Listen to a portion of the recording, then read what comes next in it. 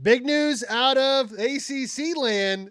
North Carolina possibly has a handshake agreement to join the SEC by 2030, paying $75 million to get out of the conference to join another conference, to join the Southeastern Conference.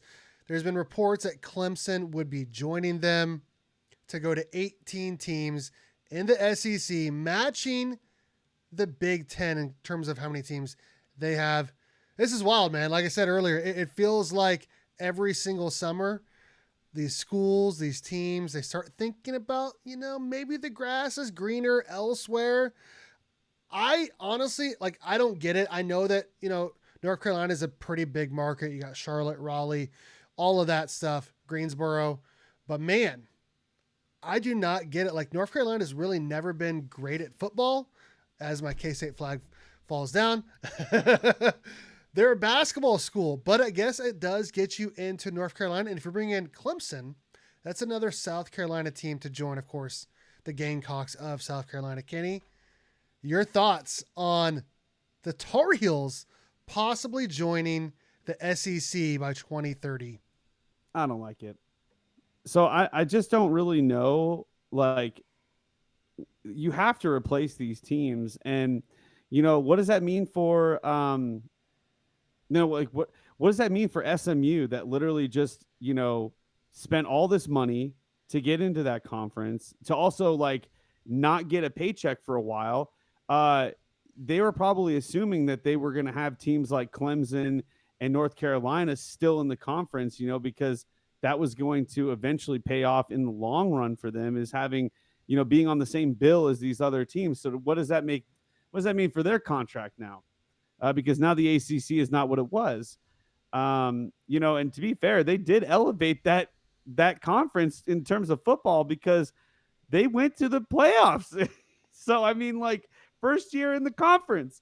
So, I mean, like, what does that mean for FSU? Like, where are they going to go?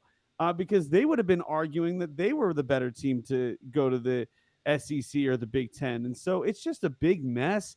I don't like it at all.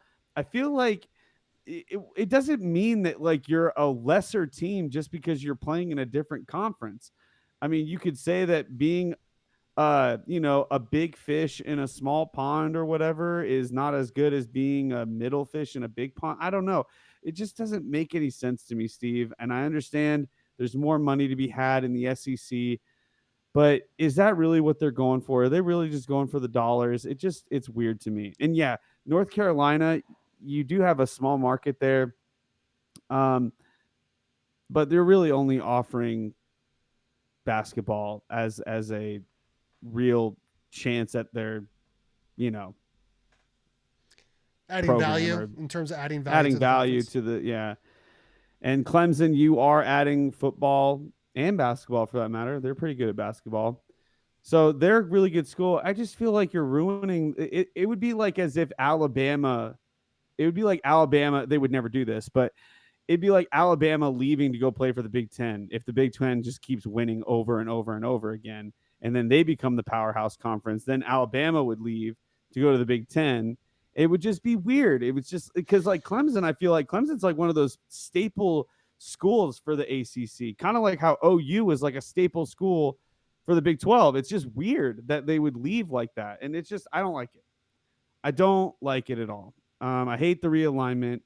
It's like, why don't you just stay and play against the same schools that you've been going against? This is what rivalries are about.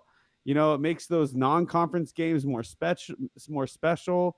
When you do beat a team that's out of your conference that's regarded as a better team, like, if a Clemson does go against Alabama and then they win, it's like a huge deal.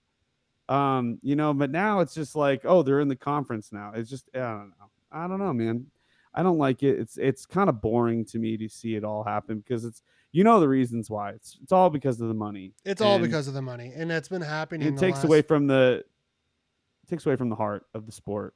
Yeah, I mean, we've lost regional rivalries, with Nebraska, obviously with Colorado for 15 years or so, and it's happening all over. We got freaking UCLA and USC in the same conference as Rutgers, and they're in way different sides of the country.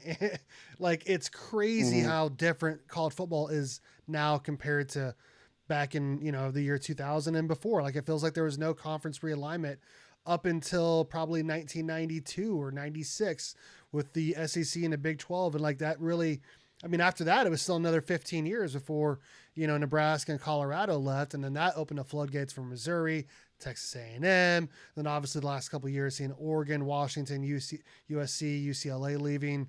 It's just wild out here, man. It is, and I'm interested to see if this actually happens or if the ACC decides to figure out a way to keep them in a conference now, because this is still looking 5 years into the future, because they have to wait 5 years before they finally get to a manageable buyout of still $75 million. But if you're looking at like a TV payout, like what's the difference between the SEC and the ACC?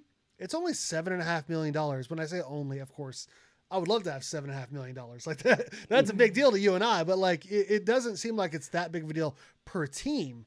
But I think the thing is about the perception of the ACC versus the SEC. It's pretty big, right? Like the SEC and Big 10, they want 4 teams in a conference every single year.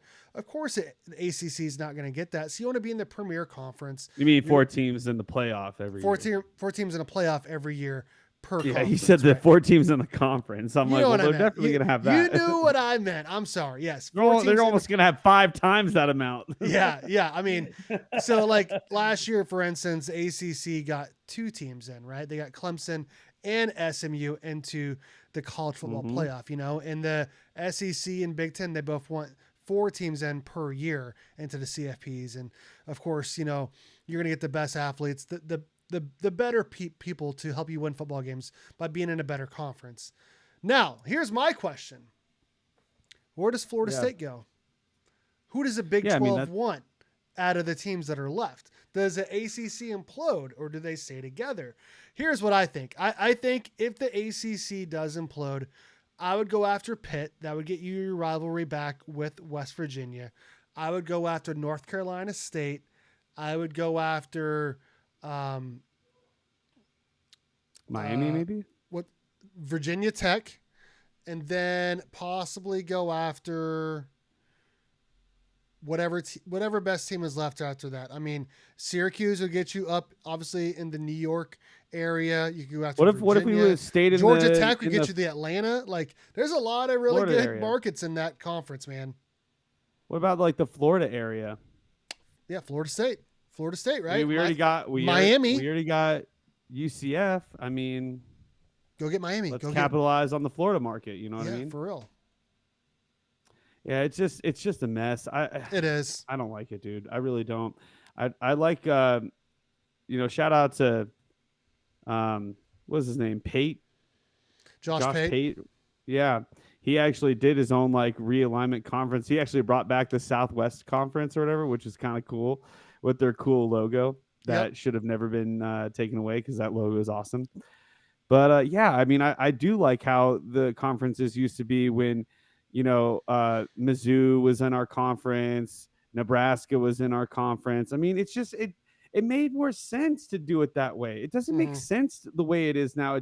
It's so bizarre. Like, why in the world is Oregon in the Big 10? It doesn't. Money. It's just weird. Money. It's just so weird. Yeah, I get it. I understand it's money, but it's just dumb. They're trying to make it like a thing that it's not, and it's like these schools, like what makes college so unique and so loved is the students and the connection to rivalries that are close. Like, it's really hard to travel across the entire country. It's a big country. You can't just be traveling from Oregon all the way to freaking Syracuse or whatever. I mean, they're not in the Big 10, but you know what I mean? Like Rutgers. Yeah, like Rutgers. There you go. Or Maryland. That's ridiculous. That's ridiculous. Stupid. It's stupid. But nobody from the other team is going to be there. You're just going to be like playing in front of their crowd. Like, it's just dumb, man. I don't like it at all. It's killing the heart of the sport.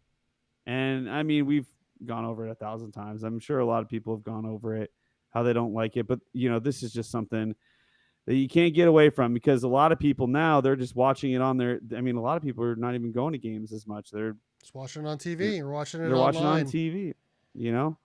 It's kind of like why, like, it doesn't make sense for people to be making stadiums that are like 70,000, 80,000 plus seats, just make a stadium that's like 40 and fill that out. What was it that Bill Snyder, didn't Bill say like, don't build empty seats or something like that? Did Yeah, he say because they that? kept wanting to expand onto Bill Snyder Family Stadium and possibly get it up to 55 or 60,000. And I mean, K-State's been going strong at 50 to 51,000 per game the last 3 seasons, but before that it was looking between 44 to 46,000 average per game. And and that's not great. Is imagine that crowd in a 60 plus thousand seat stadium. It'd look really bare, man. It would look really bare.